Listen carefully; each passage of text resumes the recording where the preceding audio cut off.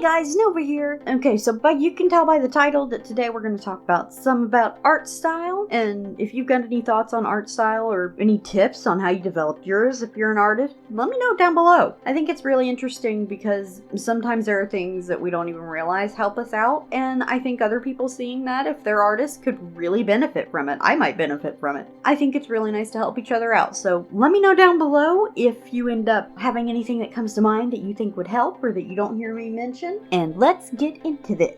So first things first, I want to say this up front, don't feel like you have to force it. It's not something that you have to force, you don't have to. It's okay if you don't have your art style really figured out. Shoot, even if you're in your first year of college, you don't have to have your art style figured out. This is coming from somebody who didn't have their art style figured out until, oh goodness, it's been just a few years ago really, like for my own full style. But it's going to take time. It's going to take a while, and forcing it a lot of times won't make it come any faster. You might get started on it, but your style is going to develop with time. The more you draw and the more you learn, the more inspiration and things that you take in that you don't even realize that you're taking in and being influenced by.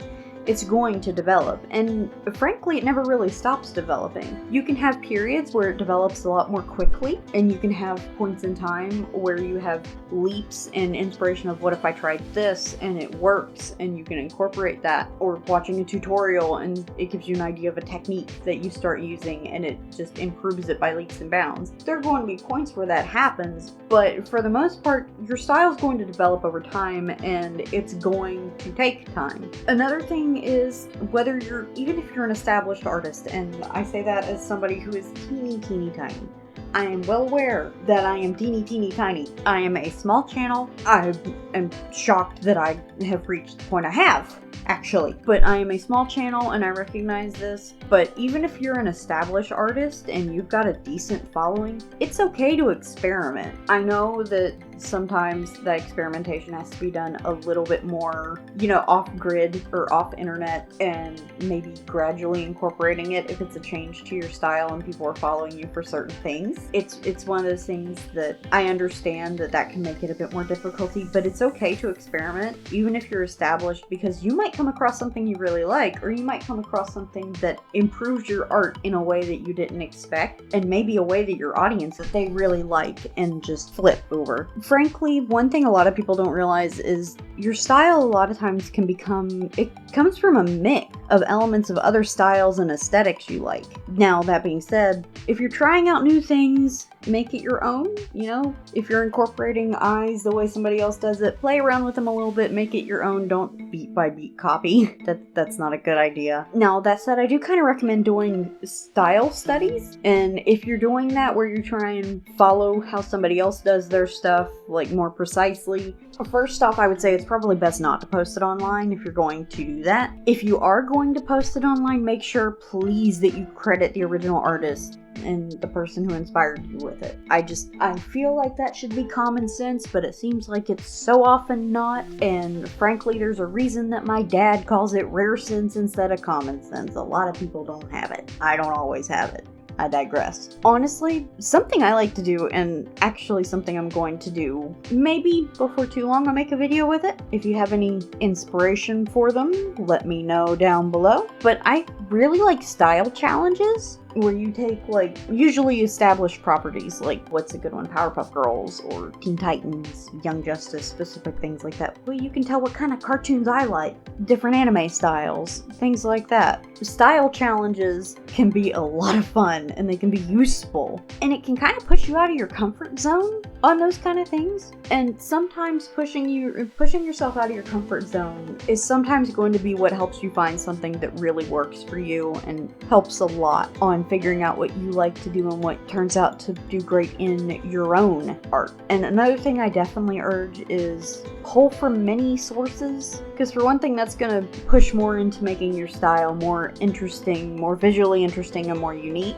It also gives you more of an opportunity to play around and maybe come up with something that you really like, that if you didn't pull from several inspirations, that you wouldn't come up with otherwise. And frankly, the more you experiment, especially, but the more you grow draw in general, the more your style is going to develop and keep progressing. Now that said, let me say that knowing how to mimic styles isn't a bad thing. It's not a bad thing at all. That's a lot of times that's how work goes in the industry. If you're working on a show, you need to know how to work in that style, and you need to be able to adapt to that art style that's being used for the current project. Because if every single teeny tiny element in a project was a different style, we'd have a problem. Sometimes mixed styles would work, but a lot of times for certain media, they're not going to do that. They're not going to work out that well. Knowing how to mimic styles and things like that isn't bad. Learning that skill, and it is a skill, is not a bad thing. And I think a lot of people should realize that. It took a long time for me to start actually developing my style.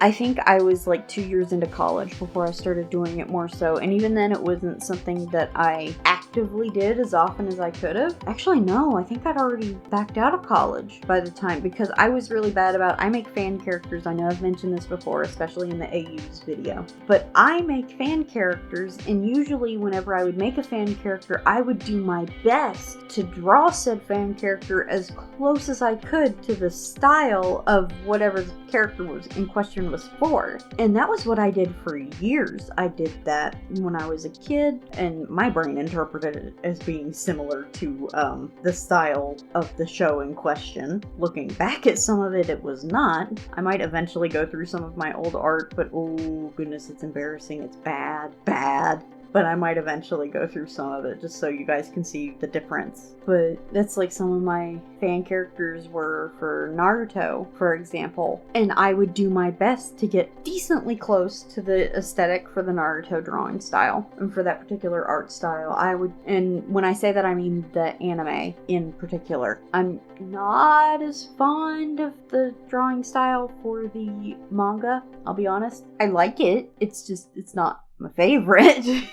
But I would do my best to draw any fan characters that I made for anything in the style of the medium in particular. Now for Kingdom Hearts, I would actually use the manga, because my realism was horrible, and the way the characters the manga just made it easier. But that's what I did for years, and I do mean years, and that would just be how I would do it. And now that gradually ended up with me kind of having I would mimic things, and then my one little thing, I have this series I refer to as Archives that has been in the works and with me figuring it out for a very long time, and I'm actually working on reworking it so I can actually do something with it. But that would be about the only thing that I would draw in my own style. I have a ton of superhero characters, and I would draw them as close as I could to essentially whatever universe that I created them for. And when I say that, I mean primarily going based on a show a lot of times, just because with the way that comic book style is detailed,